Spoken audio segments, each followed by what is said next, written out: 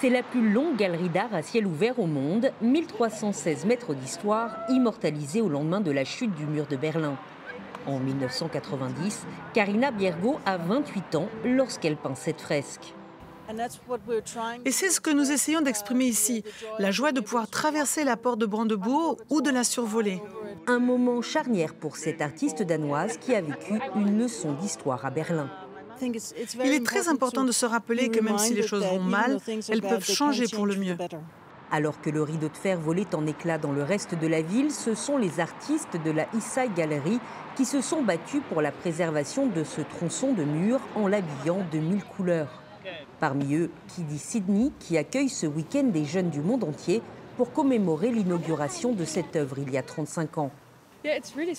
C'est vraiment un moment très spécial car j'ai été très émue par l'art que j'ai vu ici et maintenant j'ai l'impression d'en faire un peu partie.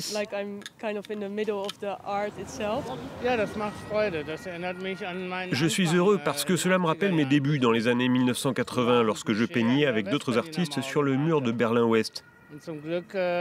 Et jusqu'à ce jour, nous avons préservé cette liberté. La East Side Gallery, symbole de la réunification allemande, mais également témoin des années noires de la division entre l'Est et l'Ouest, un incontournable pour les générations qui n'ont pas connu la guerre froide comme Aya. C'est bien de ne pas oublier l'histoire.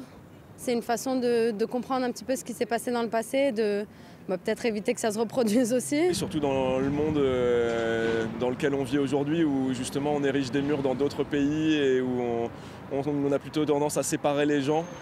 Classée monument historique en 1991, la East Side Gallery attire chaque année plus de 4 millions de touristes.